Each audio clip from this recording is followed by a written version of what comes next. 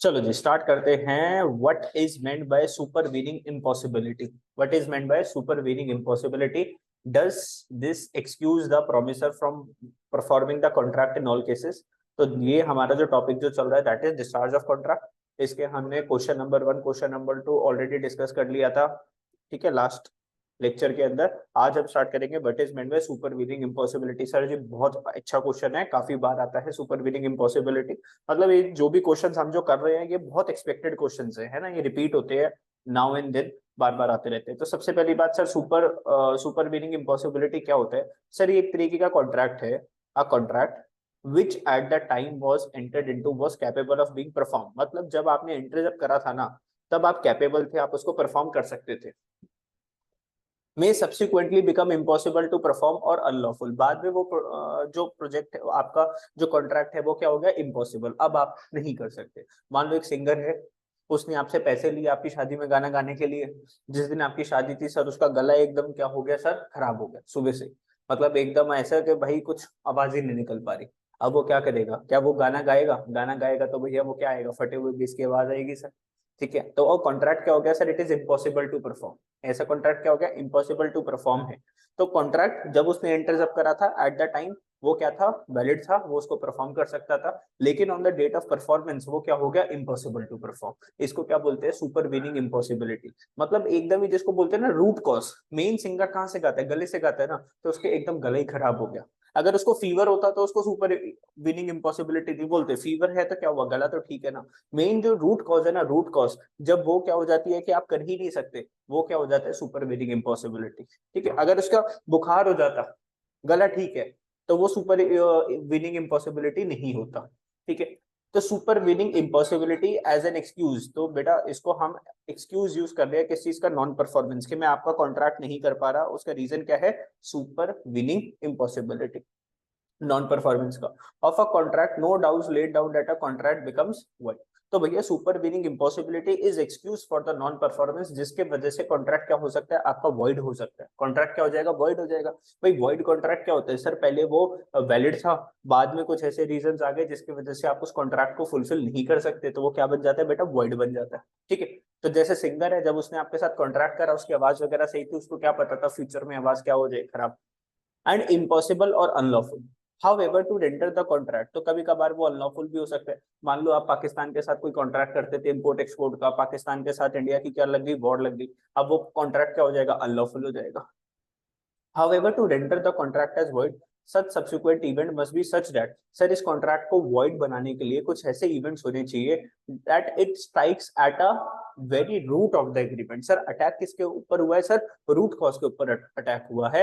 and should be such as entirely beyond what was actually contemplated by the parties when they made for contract। and should be such as entirely beyond, sir वो आपके मतलब उस contract को ठीक करना अब आपके बस की बात नहीं है। अब जो गला है, डॉक्टर भी क्या बोल रहा है कि भैया इसको ठीक होने में कम से कम 3 दिन लगेंगे, मैं कुछ ऐसा नहीं कर सकता कि 1 घंटे के अंदर तेरा क्या कर दूं, थ्रोट को एकदम से ठीक कर दो।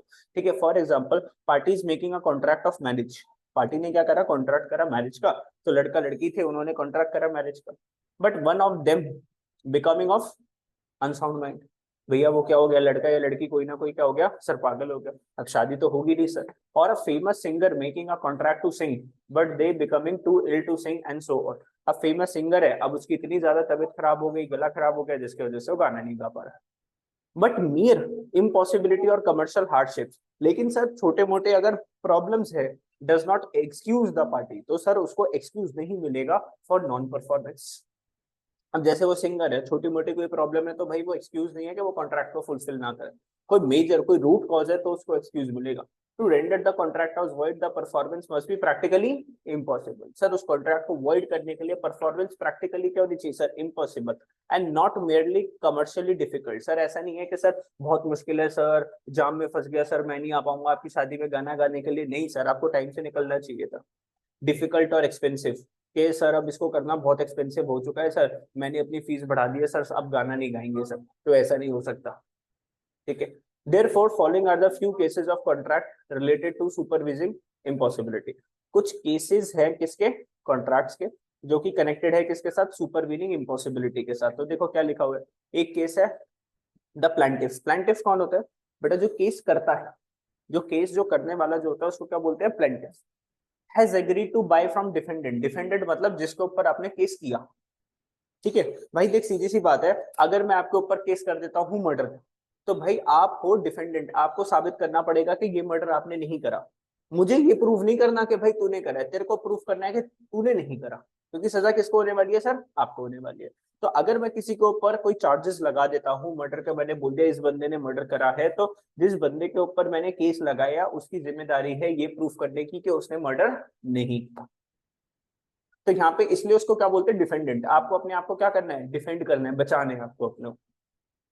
तो plaintiff have agreed to buy from defendant, तो प्लेंटिफ ने बोला था डिफेंडेंट को कि मैं आपसे क्या परचेज करूंगा, dhoti, to be manufactured by specified mills and to be delivered as and when the same are received from the mills. तो प्लेंटिफ ने क्या करा था, डिफेंडेंट के साथ केस करा था, के साथ कॉन्ट्रैक्ट करा था कि मैं आपसे धोती परचेज करूंगा। Later the mills fail to manufacture and deliver the dhotis. भाई डिफेंडेंट भी आगे किसी मिल से क्या लेने वाला था, धोती, और मिल से धोती लेके वो किसको दे देता, प्लेंटिफ को दे देता। ठीक है, जैसे मान ले एक बंदा है ए, ठीक है, एक बंदा है बी। ए ने बी के साथ कॉन्ट्रैक्ट करा कि भाई तू मेरे को क्या दे दे, धोती दे दे, और वो धोती उस वाली मिल में जो बनी है वो वाली मेरे को धोती दे दी। वो कपड़ा किस में बनता है ना, मिल्स में बनता है, मिल्स में फिर वो किस में कन्वर्ट होता है, धोती के अंदर। Later the mills fail to manufacture deliver the dhotis. भैया जिस मिल से हमें धोती परचेज करनी थी वो उसको मैन्युफैक्चर नहीं कर पा रहा। इट वॉज हिल्ड दैट, तो जिसके वजह से किसको धोती नहीं मिली सर, बी को धोती नहीं मिली। बी को मिल्स से क्या परचेज करनी थी, धोती परचेज करनी थी, और किसको देनी थी, ए को देनी थी। लेकिन जिस मिल से उसको धोती परचेज करनी थी वो वाली जो मिल जो है वो धोती बना नहीं रही थी। तो अब इसके वजह से बी ने क्या करा, it was held that it was held that contract was not void as availability of dhoti was not impossible but only had been rendered difficult or costly, the defendants were liable। तो अब भाई इस वाली मिल ने नहीं बनाया तो B भाई तो दूसरी मिल के भी पास जाके क्या कर सकता था, कॉन्ट्रैक्ट कर सकता था, उससे धोती ले सकता था। ऐसा इम्पॉसिबल तो है नहीं कि कोई भी मिल आपको धोती बना के नहीं देगी। तो यहाँ पर बी ने क्या करा, बी ने बोला कि ये कॉन्ट्रैक्ट क्या हो गया, वॉइड हो गया, बिकॉज जिस मिल से मेरे को धोती खरीदनी थी वो मिल ने क्या नहीं बनाई, धोती नहीं बनाई, कॉन्ट्रैक्ट क्या हो गया, वॉइड हो गया। तो कोर्ट ने बोला भाई ये कॉन्ट्रैक्ट वॉइड नहीं हुआ, भी डिफेंडेंट्स जो है वो क्या रहेंगे, लाइबल रहेंगे, मतलब बी जो है वो क्या रहेगा, लाइबल रहेगा कॉन्ट्रैक्ट के लिए। कल को अगर ए को कोई डैमेज हो गया तो उसको उसके डैमेज को पूरा करके देना पड़ेगा। ठीक है, yes. Parties agree to buy and sell grains, दो पार्टीज उन्होंने एग्री करा कि मैं आपसे ग्रेन परचेज करूंगा और बेचूंगा। Later the government bans all the private trade in grains. भैया गवर्नमेंट ने क्या लगा दी, बैन लगा दी कि प्राइवेटली कोई गेहूं खरीद नहीं सकता, कोई बेच नहीं सकता। नाउ द कॉन्ट्रैक्ट, अब कॉन्ट्रैक्ट क्या हो गया सर, वॉइड हो गया। अब आप चाह के भी नहीं कर सकते, बिकॉज यहाँ पे किसने रोक लगा दी है सर, गवर्नमेंट ने रोक लगा दी है। तो ये कॉन्ट्रैक्ट पूरा का पूरा क्या बन गया, वॉइड बन गया। पहले ये वैलिड था, बाद में कॉन्ट्रैक्ट ने क्या कर दिया, बैन लगा दिया गवर्नमेंट ने। But if the government only places certain restrictions, अगर सरकार सिर्फ क्या लगाती, थोड़ी सी रिस्ट्रिक्शंस लगाती सेल एंड स्टोरेज के ऊपर, then the performance only difficult, तो काम करना थोड़ा सा डिफिकल्ट हो जाता, थोड़ा सा महंगा हो जाता, लेकिन इम्पॉसिबल नहीं होता। तो अगर गवर्नमेंट ने टोटली बैन कर दिया तो यहाँ पे सुपर वीनिंग इम्पॉसिबिलिटी आप लगा के कॉन्ट्रैक्ट को वैलिड डिक्लेयर कर सकते हो। लेकिन अगर गवर्नमेंट ने कुछ रिस्ट्रिक्शंस लगाई है तो काम करना डिफिकल्ट हो सकता है, कॉस्टली हो सकता है, लेकिन इम्पॉसिबल नहीं हो सकता। तो यहाँ पे सुपर वीनिंग इम्पॉसिबिलिटी नहीं लगेगा। ठीक है, कॉन्ट्रैक्ट वैलिड रहेगा, वॉइड नहीं बनेगी। मेरी बात समझ गए, चलो। Explain the discharge of contract by mutual agreement. Now you have to explain the discharge of contract. Discharge of contract का मतलब क्या होता है सर, कॉन्ट्रैक्ट का खत्म हो जाना बाय म्यूचुअल एग्रीमेंट। ठीक है, म्यूचुअल एग्रीमेंट मतलब दोनों पार्टीज ने मिलाकर क्या करा, एक डिसीजन लिया कि लेट्स एंड द कॉन्ट्रैक्ट। ठीक है, अभी दोनों की ऑब्लिगेशंस खत्म नहीं हुई थी, लेकिन किस रीजन के वजह से उन्होंने क्या करा, कॉन्ट्रैक्ट को खत्म करा। A contract is created by means of an agreement. Contract किससे बनता है sir, agreement, agreement plus legal enforceability से क्या बन जाता है, contract. Thus it may also be discharged by another agreement between the same parties। लेकिन सर इसको आप खत्म कर सकते हो कैसे, एग्रीमेंट्स के साथ, दोनों पार्टीज के साथ। भैया दोनों पार्टीज अपनी सहमति के साथ क्या कर सकती है, कॉन्ट्रैक्ट को खत्म कर सकती है। भाई दोनों पार्टीज अपनी मर्जी से फ्री कंसेंट के साथ क्या आई थी, कॉन्ट्रैक्ट में आई थी, तो वो फ्री कंसेंट के साथ कॉन्ट्रैक्ट को खत्म भी कर सकती है। इलीगल कब हो जाता है, जब एक बंदा तो कॉन्ट्रैक्ट नहीं करना चाहता और दूसरा करना चाहता, मतलब हमने कॉन्ट्रैक्ट कर लिया तो एक बंदा अपनी ऑब्लिगेशन से पीछे भाग रहा है, अपनी रिस्पॉन्सिबिलिटी से पीछे भाग रहा है, तो फिर जो बंदा है वो उसके ऊपर क्या करता है, केस करता है कि भाई देख हमने कॉन्ट्रैक्ट करा था कि मैं तेरे को पैसे दूंगा, तू मेरे को काम करके देगा, तू काम करके दे नहीं रहा, पैसे तूने ले लिए, तो चल अब मैं तेरे को जेल की हवा खिलाता हूँ। तो यहाँ पे कुछ फॉलोइंग मेथड्स आपको गिवन है जिससे आप डिस्चार्ज कर सकते हो किसको, कॉन्ट्रैक्ट को एंड कर सकते हो। तो सबसे पहला जो एग्रीमेंट है वो कौन सा एग्रीमेंट है, नोवेशन का। इस एग्रीमेंट का नाम क्या है, नोवेशन। नोवेशन में क्या होता है, novation occurs when a new contract is substituted for an existing contract. जैसे मान ले पार्टनरशिप पढ़ी थी हमने, अकाउंट्स पढ़ा था, मान ले ए बी सी तीन पार्टनर्स थे। अब सी पार्टनर की क्या हो जाती है, मान ले डेथ हो जाती है, ए और बी नई पार्टनर को लिया है जिसका नाम था डी। अब पहले जो एग्रीमेंट चल रहा था वो किसके बीच में चल रहा था, एबीसी के बीच में एग्रीमेंट चल रहा था। अब सर एक नया एग्रीमेंट हो गया किसके बीच में, ए बी डी के बीच में एग्रीमेंट हो गया। तो पुराना वाला एग्रीमेंट हमें क्या करना पड़ेगा सर, स्क्रैप करना पड़ेगा, उसको खत्म करना पड़ेगा और न्यू एग्रीमेंट आगे हमें बनाना पड़ेगा। ठीक है, तो पुराने वाले एग्रीमेंट में हम ये मान के चलेंगे सर वो एग्रीमेंट क्या हो चुका है, कॉन्ट्रैक्ट क्या हो चुका है, एंड हो चुका है। अब नई पार्टीज के बीच में कॉन्ट्रैक्ट स्टार्ट हुआ, वो कौन है, पार्टनर्स ए बी डी। ठीक है, हो सकता है इन्होंने प्रॉफिट शेयरिंग रेशियो में चेंज करा हो, पहले 1:1:1 थी, अब इन्होंने कर दिया 1:2:1। ठीक है, तो यही लिखा हुआ है, novation occurs when new contract is substituted. नया कॉन्ट्रैक्ट आ गया है फॉर एन एग्जिस्टिंग कॉन्ट्रैक्ट, पुराने कॉन्ट्रैक्ट को साइड कर दिया, आप कौन सा कॉन्ट्रैक्ट लिया है, नया कॉन्ट्रैक्ट लिया। इधर बिटवीन द सेम पार्टीज, या तो पार्टी सेम हो सकती है, इन्होंने अब कॉन्ट्रैक्ट के अंदर सिर्फ मान ले पीएसआर चेंज करी थी, कोई पार्टनर छोड़ के नहीं गया था, और बिटवीन द डिफरेंट पार्टीज, या फिर एक पार्टी छोड़ के चली गई, नई पार्टी आ गई, तो हमने नया एग्रीमेंट बना लिया partnership. The consideration mutually being the discharge of the old contract. Sir इसके अंदर कंसिडरेशन क्या है कि सारी पार्टीज कॉन्ट्रैक्ट को क्या कर रही है, एंड कर रही है, खत्म कर रही है। When the parties to contract agree for novation, अगर सारी पार्टीज नोवेशन के लिए मान जाती हैं, the original contract is discharged and need not be perform. तो जो पुराना वाला जो कॉन्ट्रैक्ट था ना, हम उसको क्या मान लेंगे, खत्म मान लेंगे, और उसके अंदर जो ऑब्लिगेशन है वो आपको करने की जरूरत नहीं है। नया आपने जो कॉन्ट्रैक्ट जो करा उसके अंदर जो ऑब्लिगेशन है वो आप पूरी करके दोगे। However, new contract must be a valid contract. नया कॉन्ट्रैक्ट कैसा होना चाहिए सर, वैलिड कॉन्ट्रैक्ट होना चाहिए। ठीक है, ऐसा नहीं है आपने कोई नया कॉन्ट्रैक्ट जो करा है वो अनलॉफुल है, कैसा कॉन्ट्रैक्ट होना चाहिए, लॉफुल कॉन्ट्रैक्ट होना चाहिए। ठीक है सर, नोवेशन समझ गए। बात करते हैं alteration.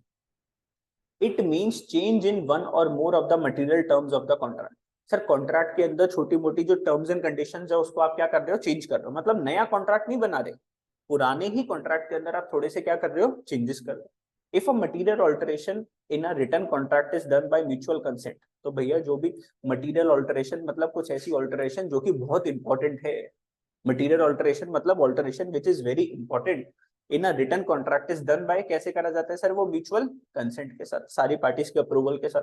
The original contract is discharge by, sir नया जो कॉन्ट्रैक्ट है वो कैसे खत्म हो जाएगा, by alteration and the new contract in its altered form takes its place. तो भैया जो पुराना वाला जो कॉन्ट्रैक्ट था वो मान लेंगे क्या हो गया, खत्म हो चुका, और नया कॉन्ट्रैक्ट अब क्या कर चुका है, it has taken its place. अब नए कॉन्ट्रैक्ट के हिसाब से आपको सारे टर्म्स एंड कंडीशंस फुलफिल करके दे दिए।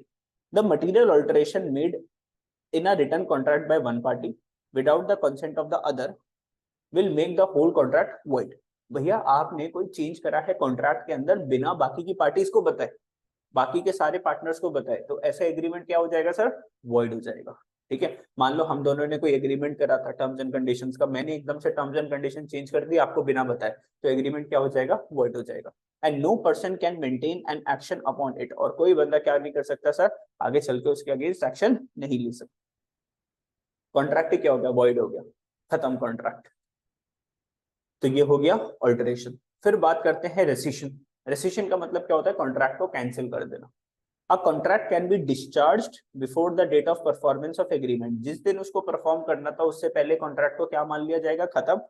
Between the parties to the effect that it shall no longer bind them, तो पार्टीज ने क्या कर दिया, जिस दिन कॉन्ट्रैक्ट होना था, एग्रीमेंट होना था, परफॉर्मेंस काम करके देना था, ऑब्लिगेशंस करनी थी, उससे पहले उन्होंने कॉन्ट्रैक्ट को क्या कर दिया, कैंसिल कर दिया। अब दोनों ही पार्टीज की कोई ऑब्लिगेशन नहीं है, भाई मैं काम करके नहीं दूंगा, आप पैसे मत देना। Such an agreement amounts to rescission, या फिर क्या बोलते हैं इसको, कैंसिलेशन ऑफ द कॉन्ट्रैक्ट। तो परफॉर्मेंस होने से पहले आपने उसको क्या करवा दिया, कैंसिल। मान लो आपने किसी बंदे को बोल दिया था सर मेरे को अपने घर में पेंट करवाना है, दिवाली आ रही है तो आप पेंट कर देना, लेकिन 10 दिन के बाद आना। वो 10 दिन बाद आने वाला था, आपने 8 दिन के अंदर उसको फोन करके क्या बोल दिया कि सर अब मेरे को काम नहीं करवाना। ठीक है, the consideration for mutual promises being the abandonment of the respective parties, being the abandonment of the respective parties of their rights under the contract. तो सर पार्टीज के जो राइट्स है ना वो भी क्या हो जाएंगे, खत्म हो जाएंगे, बिकॉज कॉन्ट्रैक्ट ही खत्म हो गया तो उनके पार्टीज के जो राइट्स है वो भी क्या हो जाएंगे, अबेंडनमेंट मतलब finish. An agreement of rescission releases the parties from their obligation. तो जैसे ही आप कॉन्ट्रैक्ट को कैंसिल करते हो तो दोनों पार्टीज की जो ऑब्लिगेशन है वो क्या हो जाती है, खत्म हो जाती है. सामने वाला काम नहीं करके देगा, आपको कंसिडरेशन पे करने की जरूरत नहीं है arising out of the contract. This is known as rescission. ठीक है भैया, ये पॉइंट्स बहुत इंपॉर्टेंट है, छोटे छोटे 4 मार्क्स के पूछे जाते हैं. बात करते हैं रेमिशन. रेमिशन क्या होता है? It may be defined as acceptance of a lesser sum than what was contracted for a lesser fulfilment of a promise made. जैसे मान लो कोई स्टूडेंट आया, उसने बोला सर अकाउंट भी पढ़नी है, इकोनॉमिक्स भी पढ़नी है, बिजनेस स्टडीज भी पढ़नी है, उसकी फीस बता दो. मैंने कहा ठीक है. 10 दिन बाद उसने बोला कि नहीं सर मैं जो है ना एक सब्जेक्ट नहीं पढ़ना चाहता, सिर्फ 2 सब्जेक्ट पढ़ना चाहता हूँ, तो अब मैं फीस क्या कर दूंगा, कम कर दूंगा. तो acceptance of a lesser sum, मैंने कम फीस ली. देन व्हाट वाज कॉन्ट्रैक्टेड, जो कॉन्ट्रैक्ट हुआ था उससे कम फीस ली मैंने. For the lesser fulfilment of the promise, पहले प्रॉमिस कितने सब्जेक्ट का हुआ था, 3. अब सब्जेक्ट कितने हो गए बेटा, 2. तो फीस भी क्या हो जाएगी, कम हो जाएगी. इसको क्या बोलते हैं, रिमिशन. मतलब कॉन्ट्रैक्ट को थोड़ा सा कम कर देना. आपने घर में अपने मान लो एक बंदा बुलाया रेनोवेशन वगैरह के लिए, रिकंस्ट्रक्शन के लिए, आपने बोला ये भी करना है, वो भी करना है, ये भी करना है, वो भी करना है. उसने एक पैसे बता दिए आपको और एक कॉन्ट्रैक्ट बना दिया कि सर मैं आपसे 10 लाख रुपए लूंगा. फिर आपने बोला अरे भैया छोड़ो, ये 2-4 चीजों को कम कर दो. तो उसने अपने 10 लाख रुपीज भी क्या कर दिए, मान लो 8 लाख रुपए कर दिए. Section 63 deals with remission of performance and lays down that promisee may remit or give up wholly or in part. या तो वो पूरा का पूरा कॉन्ट्रैक्ट खत्म कर सकता है या कुछ पार्ट खत्म कर सकता है. The performance of promise made to him, जो उसने प्रॉमिस जो करा. And a promise to do so is binding even though there is no consideration for it. And a promise to do so is binding even when there is no consideration for it. हमने देखा था ना कुछ ऐसे contracts भी होते थे जिसके अंदर कंसिडरेशन नहीं होता था, फिर भी वो क्या होते थे, वैलिड होते थे. तो ऐसा कुछ आपने प्रॉमिस कर दिया है तो आपको करना पड़ेगा उसके लिए, चाहे उसके अंदर कोई कंसिडरेशन नहीं है. बात करते हैं waiver. It means the deliberate abandonment or giving up of a right which a party is entitled to under a contract whereupon the other party to contract is released from the obligation. तो waiver मतलब deliberate, मतलब सामने वाले ने जानबूझ के खत्म कर दिया, गिविंग अप कर दिया क्या, राइट, अपने अधिकार खत्म कर दिए. Which a party is entitled to, जो कि उसको मिल रहे थे किसके अंदर, कॉन्ट्रैक्ट के अंदर. Where upon the other party contract is release from his obligations, जिसके वजह से सामने वाला अपने ऑब्लिगेशंस, अपनी रिस्पॉन्सिबिलिटीज क्या हो गई, खत्म हो गई, वेव कर दिया कि यार छोड़, मैं ये सारी चीजें छोड़ रहा हूँ, अब आपको कॉन्ट्रैक्ट करने की जरूरत नहीं है. इसको क्या बोल देते सर, वेवर बोल देते. ठीक है. तो ज्यादातर जो पूछा जाता है ना वो ये पूछे जाते हैं, आपका नोवेशन ज्यादा पूछा जाता है, रेमिशन और रिसेशन बहुत बार पूछे जाते हैं. तो 2 क्वेश्चन आंसर्स है, क्वेश्चन नंबर 3, 4, एक बार इसको पढ़ के देख लो, कोई डाउट है तो फिर से पूछ लो. क्या लिखा हुआ देखते हैं. A contract can not be discharge on account of strikes. Sir अगर मान लो किसी की फैक्ट्री में स्ट्राइक हो गई या लॉकआउट हो गया, मतलब ताले लग गए मान लो फैक्ट्री के अंदर किसी रीजन की वजह से, या अपने गवर्नमेंट को टैक्सेस वगैरह नहीं पे करा तो सील लगा दी उन्होंने, या सिविल डिसऑर्डर्स, जैसे मान लो सिविल डिसऑर्डर्स, मान लो कोई राइट्स वगैरह हो गई, ठीक है, हड़ताल वगैरह मच गई या वो सब हो गई, तो क्या इसके वजह से हम कॉन्ट्रैक्ट को मान लेंगे कि आपका कॉन्ट्रैक्ट खत्म हो गया. ठीक है, कॉन्ट्रैक्ट को डिस्चार्ज मान लेंगे. तो क्या बोला हुआ है, true. Events such as strikes, lockouts and civil disorders do not discharge a contract unless the, इसको नहीं माना जाएगा कि सर ये खत्म हो गया, unless the parties have specifically agreed in the regard at the time of formation of the contract. Ordinarily, when a person undertakes to do something, he must do it unless its performance becomes absolutely impossible. तो भैया जब आपकी strikes खत्म हो जाएगी, lockouts खत्म हो जाएगा, उसके बाद कॉन्ट्रैक्ट कर देना. कॉन्ट्रैक्ट करना इम्पॉसिबल थोड़ी ना. Destruction of subject matter of contract, non existence of non occurrence of particular state of things, death और इनकैपेसिटी. अगर ये कुछ चीजें ऐसी हो जाती तो फिर हम मान लेते तो क्या है, सुपरवीनिंग इम्पॉसिबिलिटी है. लेकिन सर यहाँ पर सिर्फ क्या हुआ है, आपका स्ट्राइक्स हुई है ना, ये थोड़ी ना वर्कर सालों साल स्ट्राइक्स पे बैठे रहेंगे. अभी स्ट्राइक हुई है, 1 हफ्ते के बाद स्ट्राइक खत्म भी हो सकती है. तो सर इसके वजह से हम नहीं मानेंगे कि आपका कॉन्ट्रैक्ट क्या हो चुका है, डिस्चार्ज हो चुका है. ठीक है, सामने वाले को आपने प्रॉमिस करा है, अब आपकी फैक्ट्री के अंदर स्ट्राइक हो गई तो वो ये थोड़ी ना बोलेगा सर देखो मेरी फैक्ट्री में ना स्ट्राइक हो गई तो आपके साथ जो कॉन्ट्रैक्ट करा था वो मैं नहीं कर पाऊंगा. वो बोलेगा सर जी वर्कर्स को फिर काम पे लगाओ. समझा मेरी बात, नहीं समझ तो जब भी स्ट्राइक्स होगी, लॉकआउट होगी, तो उसकी वजह से हम ये नहीं मानेंगे कि हमारा कॉन्ट्रैक्ट खत्म हो चुका है, नहीं। Supervening impossibility does not include the difficulty of performance. तो सुपरवीनिंग के अंदर डिफिकल्टी आती है? No sir. ठीक है, तो ये बात क्या है? ट्रू। सर अगर कोई कॉन्ट्रैक्ट डिफिकल्ट है परफॉर्म करना, इम्पॉसिबल तो नहीं है ना सर? इम्पॉसिबल तो नहीं है ना, डिफिकल्ट है ना, तो आप करके दो सर, कोई बात नहीं। As per section 56 of the contract act, he that agrees to do an act, एक पर्सन जिसने एग्री कर दिया कॉन्ट्रैक्ट करने के लिए, मस्ट डू इट और पे डैमेजेस फॉर नॉट डूइंग। या तो करके दे, नहीं करके दे रहा तो सामने वाले को अगर कोई लॉस हुआ है, डैमेज हुआ है, तो उसकी भरपाई करके दे। Unless the performance becomes absolutely impossible, जब तक ये परफॉर्मेंस क्या नहीं हो जाता, absolutely impossible, a person is bound to perform an obligation, तो he is responsible for his duties what he has undertaken and cannot claim to be excused by the mere fact, और उसको कोई excuse नहीं मिलेगा सिर्फ इस reason का कि performance have subsequently become unexpectedly hardsome। हार्डनसम मतलब भैया अब काम करना क्या हो चुका है सर, बहुत डिफिकल्ट हो चुका है, तो अब ये कॉन्ट्रैक्ट हम नहीं कर पाएंगे, या फिर ज्यादा डिफिकल्ट हो गया है, एक्सपेंसिव हो चुका है। इंक्रीज्ड और unexpected difficulty and expense do not as a rule excuse a person from performance. तो अगर कोई डिफिकल्टी हो गई, महंगा हो गया कॉन्ट्रैक्ट करना, तो सर वो आपको एक्सक्यूज नहीं देता कि आप कॉन्ट्रैक्ट नहीं कर पाओगे। ठीक है सर? Yes, simple. तो ये वाला चैप्टर आपका क्या हो गया, फिनिश हो गया, जिसका नाम क्या है, डिस्चार्ज ऑफ अ कॉन्ट्रैक्ट। ठीक है।